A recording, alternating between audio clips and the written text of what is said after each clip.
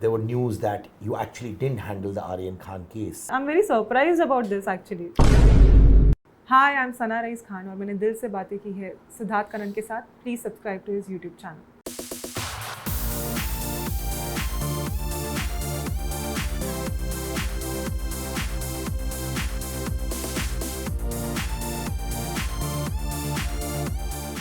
सना rice Khan, क्या आप real world में, हालांकि वो रियल वर्ल्ड था कि नहीं किसी को नहीं मालूम, बट यहाँ पे आकर फाइनली लग रहा है थैंक गॉड मैं वापस आई हूँ. Yeah, correct. अभी आई एम फीलिंग अलाइव.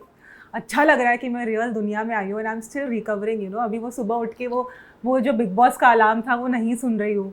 तो अभी I am still missing that. I am not saying that I am very happy कि मैं आ गई हूँ बाहर. अभी भी मुझे आदत है वो माइक पहनने की. बिग बॉस की आवाज़ आती थी माइक ठीक कर लो, फिर वो सुबह सुबह वो सुनाई में आता है कि दैट गाने से आप उठते हो, वो आप इतने एनर्जेटिक फील करते हो. फिर बाद में वो झगड़े, वो लफड़े और वो हर दिन का drama, pressure, that was completely different. And now I am actually feeling कि मतलब मुझे लग रहा है कि मतलब I am still missing that place also, but somewhere I am feeling कि हाँ लाइक ठीक है. आई मीन अभी मैं आ गई हूँ अपनी फैमिली के साथ भी, so that's also another beauty all together. अभी आपको मालूम है लेटेस्ट क्या हुआ है? लेटेस्ट ये हुआ है कि अंकिता विक्की से कह रही है सना ने अपना लिपस्टिक छोड़ दिया है घर में तुम्हारे लिए. और विक्की इधर उधर घूम रहा है रूम में और सना के बारे में जो लिपस्टिक, शायद आपको मालूम है कि आपने लिपस्टिक छोड़ा कि नहीं वापस? आई एम नॉट सो श्योर. मुझे याद नहीं, शायद छोड़ा होगा. तो फिर तो अंकिता बोल रही है विक्की तुम्हारे लिए सना ने छोड़ा है. That's really funny. सच में छोड़ा क्या आपने उनके लिए? No, मैंने नहीं छोड़ा है. मैंने कोई लिपस्टिक नहीं छोड़ा है. But is it really happening? हाँ, proper. Because I didn't watch that episode yesterday. Proper promo cut रहे हैं, डिजिटली लोग शेयर कर रहे हैं. तो बता दो वो लिपस्टिक है जानबूझ के छोड़ा था कि नहीं? नहीं, मैंने लिपस्टिक नहीं छोड़ा है. नहीं ना? नहीं. बट इट्स रियली फनी अगर ऐसा बोला जा रहा है तो. बट अगर बाय मिस्टेक अगर कुछ सामान छूट गया होगा, that's a different thing. But honestly, I haven't left anything. As far as I remember, I told them it's their responsibility to send everything to to me. अगर कुछ रह गया तो वो उनकी खुद की गलती की वजह से कि उन्होंने अगर कोई चीज़ नहीं भेजी है मुझे अभी तक. तो बहुत सारे थियरीज आ रहे हैं. कुछ कह रहे हैं सना के लिए विकी भाई जैसा है, ब्रदर. हाँ. कुछ लोग कह रहे हैं रोमांटिक एंगल है. हाँ. कुछ लोग कह रहे हैं कि सिर्फ दो दोस्त बैठे हाथ पकड़ रहे थे और हो गया, खत्म हो गया. रियल एंगल कितना क्लोजेस्ट है, दोस्त, भाई या सॉफ्ट कॉर्नर? दोस्त, जेन्युइनली तो दोस्त. He is a good friend, he was a good friend, but कहीं ना कहीं मुझे थोड़े ट्रस्ट इश्यूज थे उसको लेके. आई will be very honest. He was very supportive through out. वो हमेशा ही वॉज फॉन्ड और वो सपोर्ट दिखाते थे. बट मेरा कुछ ट्रस्ट इश्यूज था उनको लेके, तो कभी कभी मैं उन पर वो ट्रस्ट नहीं कर पाती थी और बहुत ईजी हो जाता था मेरे लिए उन पर चिढ़ना, उन पे बहुत इजीली उनको ट्रस्ट नहीं करना, उनसे झगड़ना. मुझे ऐसा लगता था he is not the guy you should get along with, because he is this manipulative guy. वो he is trying to play with people's minds. तो इस वजह से ना मेरे भी कहीं ना कहीं हम दोनों के जो मतलब हम इंटेलेक्चुअली बहुत ईजिली कनेक्ट कर पाते थे, but game point of view जहाँ गेम आती थी वो मुझे बहुत कुछ बोलने लग जाते थे. गेम का ज्ञान वो उनकी आदत थी और कहीं ना कहीं वो हो जाता था. वो गेम बोलते थे, फिर समटाइम्स वो चीज़ वो बैकफायर हो जाती थी हम दोनों के बीच में. एंड देन इट वुडंट, फिर कहीं ना कहीं प्रॉब्लम होती थी हम दोनों के बीच में. हमारे बहुत झगड़े होते थे. We were like Tom and Jerry वाला इक्वेशन था हमारा एक्चुअली. पर आपने कहीं कहा था कि अगर विकी अकेला होता आई would have spent more time with him. या ऑब्वियसली मतलब अकेला होता एज इन वहाँ पे जैसे मेरा कनेक्शन वहाँ पे एक्चुअली एज अ कपल काफ़ी 3 लोग तो है एज अ कपल आए. तो ऑब्वियसली अगर मतलब जैसे हमारी बॉन्डिंग थी, अगर वो भी मतलब that's a very natural thing ना कि जहाँ पे कपल्स आते हैं तो वो लोग ऑब्वियसली ज़्यादा टाइम एक दूसरे के साथ ही स्पेंड करेंगे. वो तो एक इट्स अ गिवन. तो ये मैंने बोला था, but then it's not like that even I bonded well with Manara. So I was just saying कि जैसे मैं मनारा के साथ पूरा दिन होती थी, या फिर मैं काफ़ी दूसरे ऐश्वर्या के साथ भी मेरी काफ़ी बनती थी. कुछ लोग दूसरे भी जैसे जिग्ना जी के साथ भी मेरी बनती थी. बाकी मेरी समर्थ के साथ, ईशा के साथ भी बहुत बनी.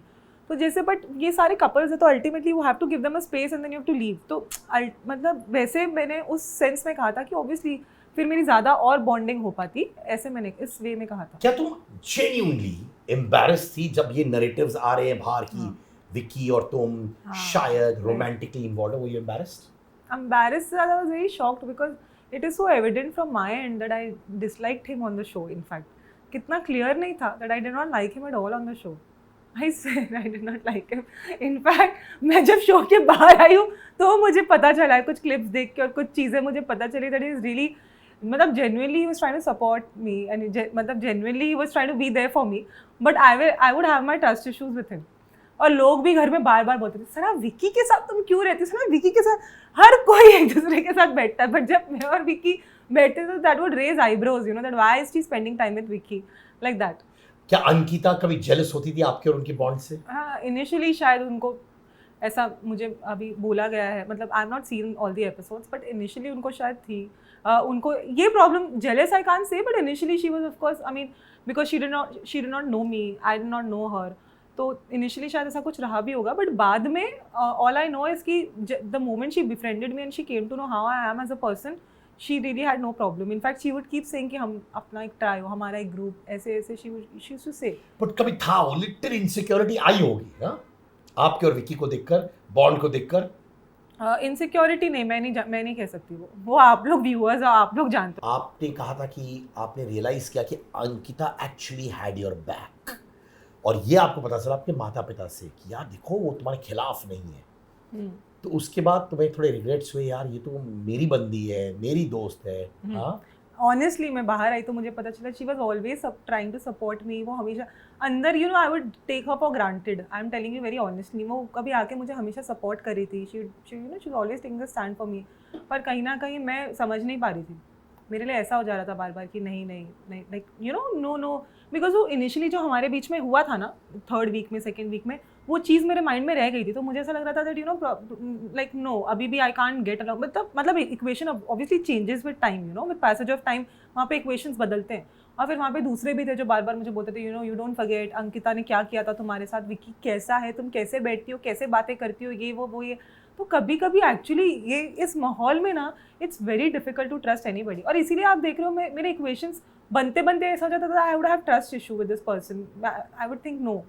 जबकि many people attempted to actually you know मुझे अपना बहुत अच्छा फ्रेंड बनाने के लिए बहुत लोग, जैसे for example Munawar also for that matter, he attempted to befriend me in the 1st 2nd week. So I would have trust issues with Munawar also. I would, वो भी शायद दिखाया भी गया होगा, मैंने बहुत क्लियर किया था that you know I was on. Initially मैं उनसे फ्रेंडशिप करने के लिए भी रेडी नहीं थी, फिर बाद में हमारी धीरे धीरे फ्रेंडशिप हुई, पर उसके बाद भी मैं उन पे भी ट्रस्ट नहीं करती थी. मैं ट्रस्ट तो शो में किसी पे भी नहीं कर पा रही थी ऑनेस्टली.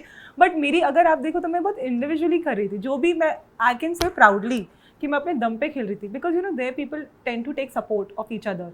और मुझे ऑफर भी किया जाता था फ्रॉम विक्की साइड कि तुम हमारे साथ रहो, मेरे साथ रहो, यू नो मतलब कि हमारा खुद का ग्रुप ये वो. बट मुझे अपना अलग ही रहना था. मतलब मैं यहाँ में ना कोई ग्रुप का पार्ट होना चाहती थी ना कुछ, मुझे अपना खुद का जो भी था मुझे अपने खुद के दम पे बढ़ना था. And I am very proud to say कि मैं जितना भी खेल के आई हूँ अपने दम पे खेल के आई हूँ. मैं अगर किसी के सहारे के साथ होती तो आई एम श्योर मैं अभी भी अंदर होती, but like a prop I would have been there inside, you know कि हाँ मैं इसके साथ हूँ और फिर मैं पीछे ही रहती उसके, फिर वो लीड लेता. But that's not my personality such कि मैं अकेले ही हूँ, मैं जो भी हूँ मैं खुद के दम पे कर रही हूँ. पर आपने एक बहुत इंटरेस्टिंग पॉइंट कहा, आपने कहा मुझसे कि लोग बिफ्रेंड करने की कोशिश कर रहे थे. हाँ किए थे.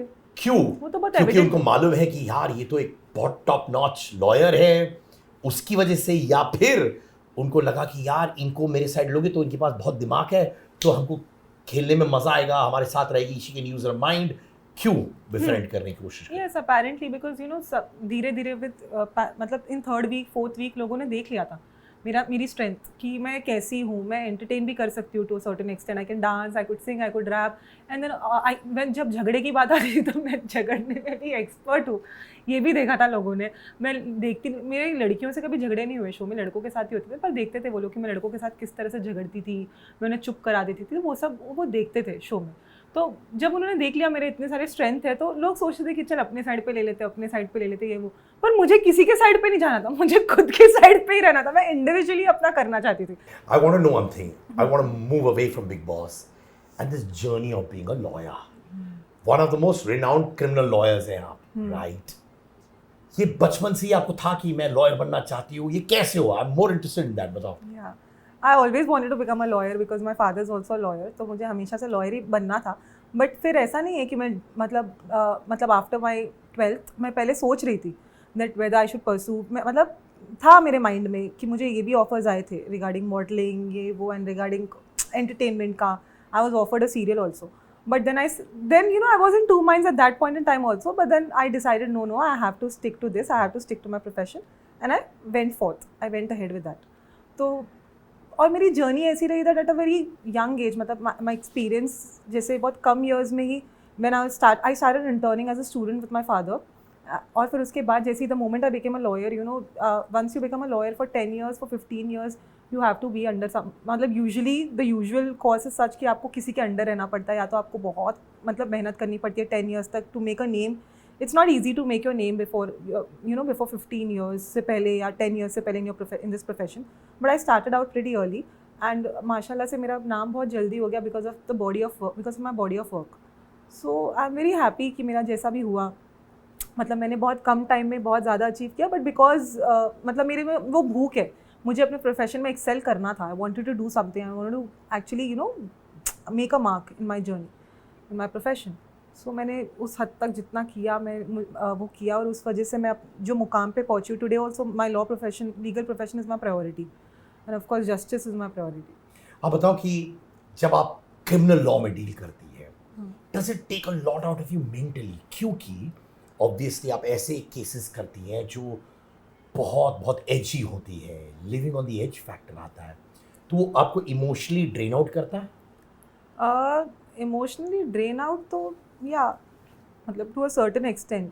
दे ड्रेन आउट वुड बी मतलब ड्रेन आउट नहीं, बट मतलब I am very practical as a person. I never get emotionally attach to my clients also और to any case also. For me those files are only case files. तो but ये हो जाता है कभी कभी जब बहुत ज़्यादा सेंसिटिव केसेस हैं बहुत ऐसे, तो sometimes you tend to get emotional a bit. मतलब उस साइड पे आप सोचते हो कि वेदर मतलब अगर आप बहुत पैशनेट हो इन योर प्रोफेशन तो आपको कहीं ना कहीं ऐसा फील होता है कि मतलब ऐसी एक फीलिंग आती है कि वेदर व्हाट इज़ मतलब उस केस से रिगार्डिंग आप कहीं ना कहीं इमोशनली डिस्टर्ब हो जाते हो. वो आपके इमोशंस पे आपके ऊपर अफेक्ट करता है to a certain extent. So I will not deny that वो होता है. But apart from that also मतलब in order to maintain that mental strength it is very important कि आप आप ये सब emotional barriers should collapse and should think in the right direction. इतने यंग एज में आपको कैसे वो समझ आया कि मैं इमोशनली अटैच नहीं हूँ अपने क्लाइंट्स के साथ? वो डिफ़िकल्ट होता है वो प्रोसेस? कैसे माइंड का मेंटल मेकअप कैसे होना चाहिए?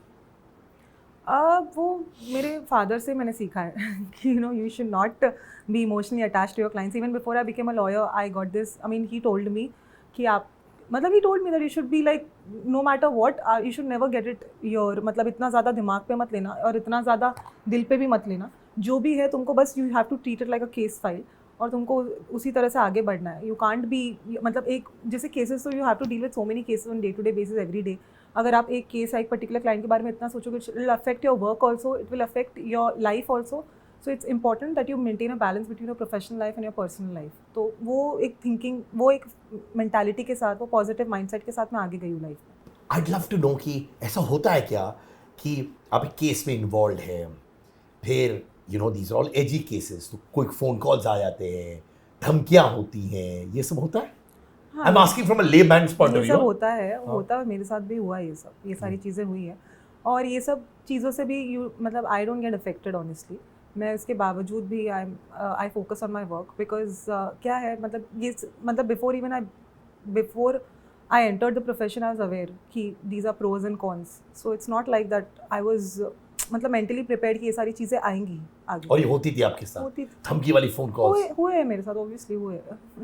So it's a part and parcel of the profession honestly. You can't मतलब it's a given.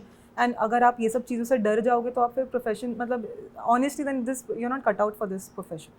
Because the kind of cases that I deal with and the kind of my body of work, I'm sure you guys have already gone through it. तो मतलब बहुत common चीज़ है वहाँ पे. तो हर कोई उतना मेंटली स्ट्रॉन्ग है इस प्रोफेशन में कि वो उन चीज़ों से डील करने की ताकत और हिम्मत रखता है.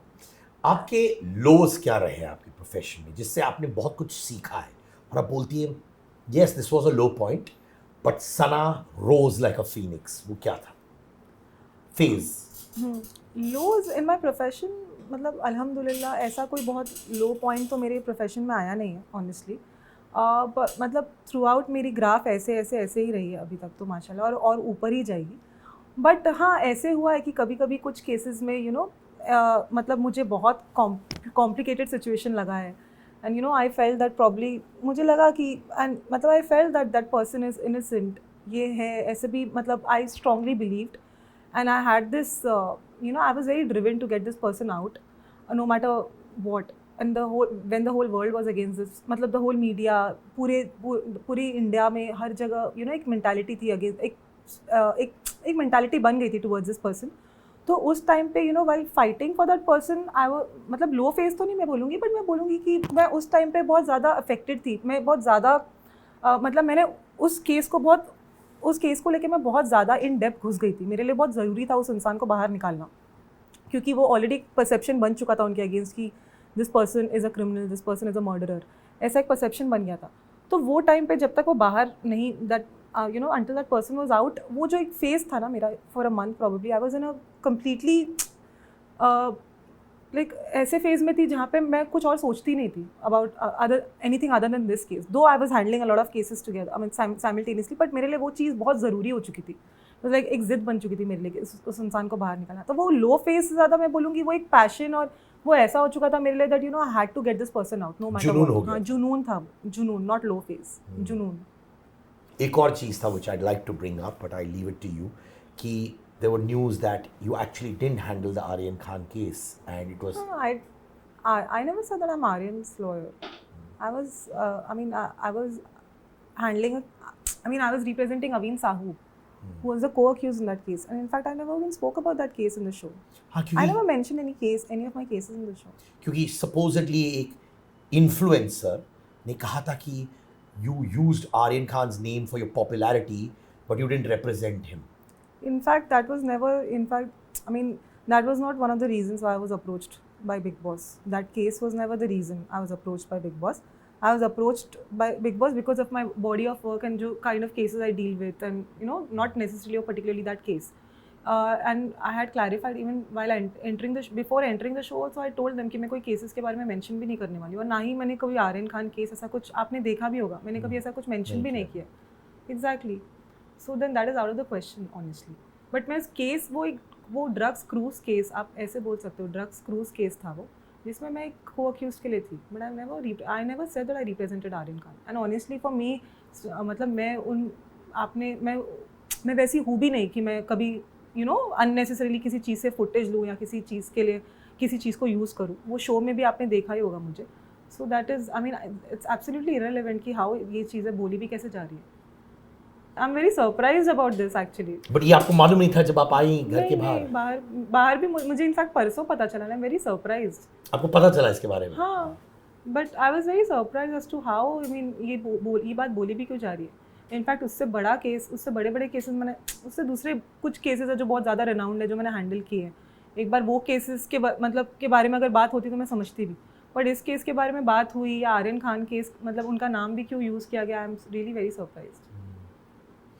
अभिषेक, बहुत से लोग कह रहे हैं कि यार बहुत अग्रेसिव है, हद से ज़्यादा अग्रेसिव है। इनफैक्ट तहलका ने भी मुझसे कहा कि people are scared of him, women are scared of him in the house. क्या ये सच है? I was never scared of him honestly, क्योंकि मेरे साथ एक बार ही उसका शुरू में लाइक फर्स्ट वीक में कुछ हुआ था, बट उसके बाद then I also give it back to him, और इंस्टेंटली उसके बाद ही वॉज, मेरे तरफ तो वो बहुत रिस्पेक्ट से रहता था हमेशा, तो मैं तो कभी उनसे स्केयर्ड नहीं थी। इनफैक्ट दूसरे कुछ, जैसे फॉर एग्जांपल अरुण इनसाइड, वो कभी कभी मुझसे बदतमीज़ी करता था, तो मैं भी उनको ऑन द स्पॉट रिप्लाई कर देती थी, फिर हमारे झगड़े हो जाते थे, and I would give it back instantly to him. फिर उसके बाद लेकिन फिर मैंने I pointed it out to Karan sir also, और फिर उसके बाद वो भी सॉर्ट हो गया। उसके बाद वो मुझसे काफ़ी रिस्पेक्ट से बात करते थे, तो मेरे तरफ तो कोई बदतमीज़ी मुझे लगी नहीं। बट अभिषेक, हाँ, मैं मानती हूँ कि वो घर में कुछ लड़कियों को, स्पेशली वो ईशा को ही बहुत टारगेट करता है, उसकी एक्स गर्लफ्रेंड है, और मनारा को भी उसने मेरे सामने एक बार बहुत ज़्यादा चिल्लाया था, जिस वजह से उन्होंने नॉमिनेट भी किया। पर वो बदतमीज़ी, मैं मानती हूँ वो है बदतमीज़, मगर वो क्या है, वो फिर कुछ हफ्ते शांत हो जाता है, फिर उसके बाद फिर वो बदतमीज़ हो जाता है। हाँ, एक्चुअली वो ऐसा करता है, उसका वो भी एक पैटर्न है।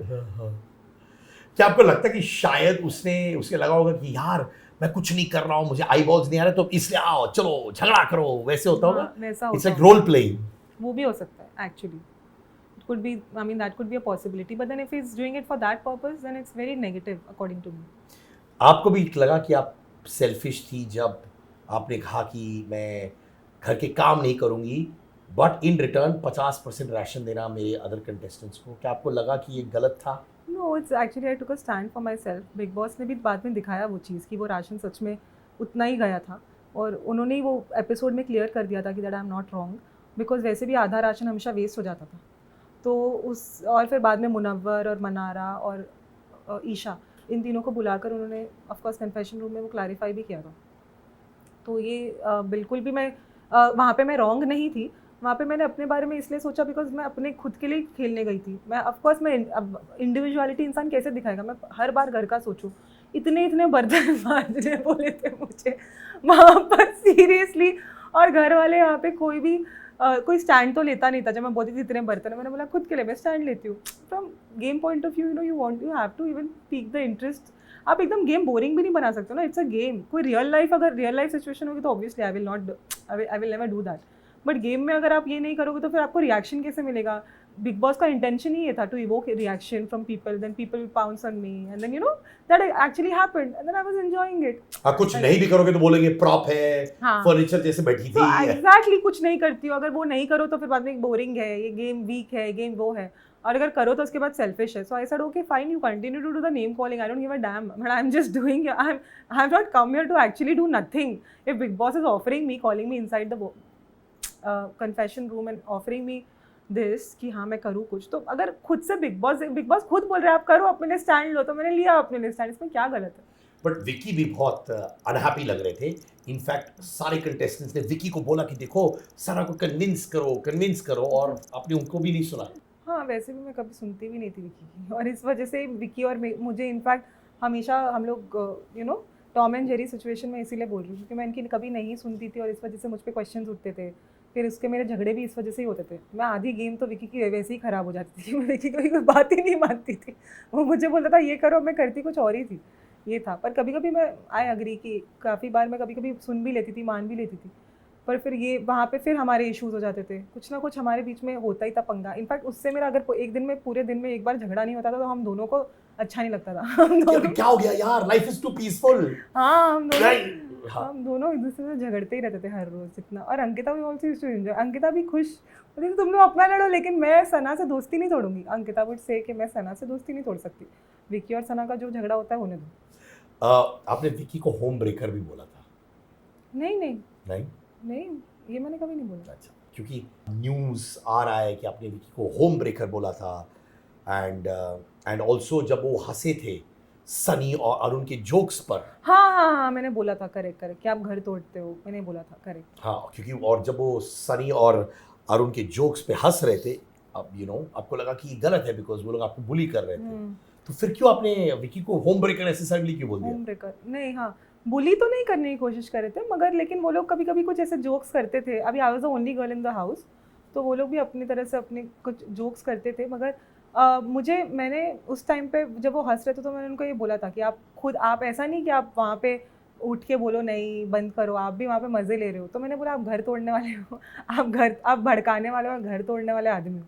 मैंने उनको बोला था होम ब्रेकर. Correct, right. अच्छा, तो वो उस कॉनोटेशन में नहीं था जैसे कि नहीं विकी अंकिता वाला वो नहीं. वो ऐसा था कि अरे अच्छा खासा मकान करते हो, पूरा दिन बोलते हो मकान, मगर जब होता है एग्जैक्टली मकान की बात और मकान में यूनिटी भी रहनी चाहिए ऐसा बोलते हो, बट आप खुद यूनिटी बर्दाश्त नहीं कर पाते हो. यहाँ पे सच में झगड़े होते तो आप मज़े लेते हो, हंसते हो. इनफैक्ट समर्थ एक्स्ट्रा कोजी हो जाते हैं ईशा के साथ. डू यू थिंक वो थोड़ा लाइन क्रॉस कर रहे हैं घर के अंदर? नहीं, I have never seen him getting that cozy because they used to live in another room, so I was not aware about it. But he's a very cute guy, honestly. हाँ. समर्थ. आपको लगता है उसको जेन्युइन फीलिंग्स है ईशा के लिए? हाँ, obviously है. Really? Yes.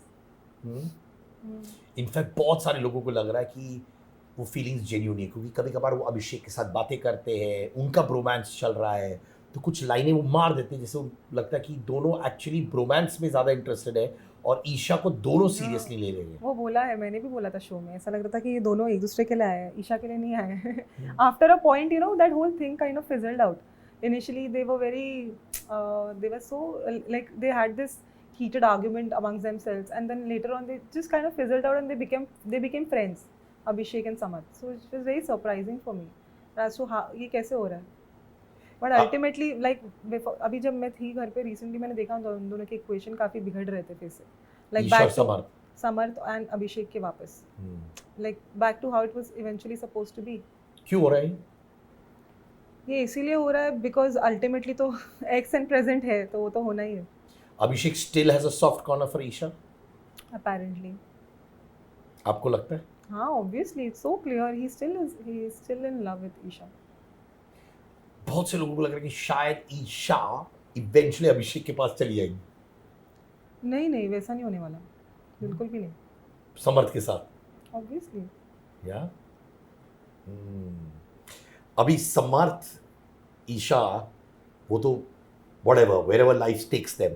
अभिषेक सपोजिटली ने कुछ इनअप्रोप्रिएट चीजें कही about Isha for which Salman ने उनको बैश किया और कहा अगर ये बात मेरे सामने कही होती तो मैं तुम्हें निचोड़ देता। Did he actually do something inappropriate or say something inappropriate according to you? या वो उन्होंने उसे वन नाइट स्टैंड के बारे में कहा था, अबाउट हाउ सर्जरीज, ये सारी चीज़ें कही थी, विच इज़ वेरी रॉन्ग। जो वो सारी चीज़ें उन्होंने बोली वो इनअप्रोप्रिएट तो है, बिकॉज किसी लड़की के किसी भी लड़की को कैरेक्टर से गिराना और इस तरह से उसके ऊपर कमेंट करना, इट्स नॉट करेक्ट। और वो ये सब चीज़ें भूल जाता है जब वो लड़ाई करता है, तो वो कहाँ तमीज़ का दायरा खो देता है और वो इंसान को किसी भी हद तक गिराने के लेवल पे जाता है। कुछ भी बोलेगा वो किसी भी हद तक जाएगा, इसीलिए वो है वैसा, उसको वैसे ही कहा जाता है घर में, मतलब उसका। और वो अभी गिरते जा रहा है वो लेवल उसका, डे बाय डे ऐसा नहीं, इंप्रूवमेंट कुछ नहीं हो रहा। बिकॉज अभी भी मैंने सुना उसने इस हफ्ते भी विकी को भी एज शेमिंग किया है, and is gonna continue to do that honestly. तो वो आप कितना भी कुत्ते की तुम हमेशा बोलते हो ना टेढ़ी की टेढ़ी रहती है, वो वैसा ही आदमी है, उसके साथ आप कुछ एक्सपेक्ट नहीं कर सकते। यू डोंट रिस्पेक्ट हिम, अभिषेक को? हाँ, मतलब respect is out of the question. I think I will never have any communication with a guy like him in real life, zero communication someone like him. Because उन्होंने in fact वो मुझे बोलते थे कि बाहर मेरे केसेस आप लड़ना, क्योंकि उसको पता है that he has a potential to actually. मैं बोलती थी उसको, भाई बाहर तो छोड़, तेरे घर में ही केसेस हो जाएंगे, बाहर तो बहुत दूर की बात। माने भाई को मालूम है कि किस डायरेक्शन में वो हेडेड है। My God. If you look back, आपकी बहुत इमोशनल बॉन्ड थी राइडर के साथ, राइट? एंड फिर उन्होंने आप ही को नॉमिनेट किया एक्चुअली वो, लेकिन मैं उससे झगड़ पड़ी थी एक दिन पहले, पर लेकिन whatever it is, I still have that friendship with him and I continue to have that friendship. मेरा यू हैव नो कोई गिला शिकवा कोई नहीं? नो, वो it's a game actually. Honestly मुझे ऐसा कुछ नहीं, मैं गेम के चक्कर में अपनी फ्रेंडशिप या अपने इक्वेशंस किसी के साथ ख़राब नहीं करूँगी। जैसे मैंने बोला, मैं अभिषेक जैसे लड़के के साथ कोई कम्युनिकेशन नहीं रखना चाहूँगी, आई am very honest about that. But जिनके साथ मेरी अच्छी बॉन्डिंग है, जो मेरे लिए खड़े हुए हैं, उनके साथ, उनके लिए obviously I will be there. Netizens कह रहे हैं कि मुनव्वर ने इतने सारे रूल्स तोड़े during the immunity task which put a question on his good boy image. क्या मुनव्वर वाकई में गुड बॉय है? No, I don't think so. I found him very boring on the show. जब तक मैं थी मुझे बहुत बोरिंग लगता था, वो एक ही जगह पे कॉर्नर में बैठा रहता था और वो ज़्यादा कुछ बात नहीं करता था। फिर वो जो भी कैमरा से बात करता था वो उसकी खुद की कोई स्ट्रैटेजी होगी, बट एटलीस्ट मेरे हिसाब से वो बहुत सेफ प्ले कर रहा था। And I don't know, whatever it is, according to me he is playing so too safe. या नील कह रहे थे कि हाँ ऐश्वर्या मेरे पे चिल्लाती है, मेरे पे ये करती है, मैं वीक नहीं हूँ। In fact I am actually a sweet husband who listens to his wife. बहुत से लोगों कर रहा है कि Neel has lost his self respect जिस तरीके से ऐश्वर्या उससे बात करती है। आपको लगता है? हाँ बिल्कुल, वो बार बार बोला भी गया है, पॉइंट आउट भी किया गया है वीकेंड के बार पे ऐश्वर्या को। उसके बाद भी she is continuing, then definitely Neil is losing his self-respect because he should also maintain dignity and should maintain a boundary कि इससे beyond मत जाओ और इससे ज़्यादा मत बोलो। वैसा उसको है, मतलब वैसा उसको भी करना चाहिए, but he doesn't do it. So I feel that somewhere yes. Salman को लगता है कि मनारा बहुत बड़ी मैनिपुलेटर है। अच्छा। वो आपको मालूम है क्यों? फॉर एग्जाम्पल कि वो कह रहे हैं कि वो मनारा जो है बेसिकली जब मुनव्वर के साथ कुछ चीज़ें होती है वो मुनव्वर के लिए खड़ी हो जाती है, बट देन सडनली अनुराग के साथ कुछ होता है तो वो वहाँ पलटी मारती है. She takes a lot out of Munawar but she doesn't give that much back. आपको लगता है? हो सकता है अगर ऐसा दिखाया जा रहा होगा, बिकॉज मैंने मुनव्वर और मनारा का बॉन्डिंग कभी ज़्यादा देखा नहीं है, पर मैं, मनारा और राइडर हम तीनों बहुत ज़्यादा साथ में टाइम स्पेंड करते थे, तो मुझे नहीं पता कि वो उस वे में अगर बोल रहे हैं तो, बट वो हो सकता है, अगर उन्होंने बोला है तो डेफिनेटली पॉसिबली हो सकता है. बिकॉज मनारा, मुझे भी बाहर आने के बाद पता चला है मनारा कुछ चीज़ें बोलती है बिहाइंड योर बैक, पर मुँह पे Mannara is not like that with me especially, because I've always been there for her. But somewhere I felt that I really did not understand that Ankita's friendship was far more genuine towards me than Manara's friendship. I'll be very honest about that also on camera, because Ankita was always there for me. She stood by me. But Manara kaisa tha ki she used to be just there according to her own convenience, and then Manara would keep speaking ill. मतलब most of the time she would just keep speaking, bullshit about others. ये वो तो मैं इसको बोलती भी थी, just continue to look like an obsessive fool.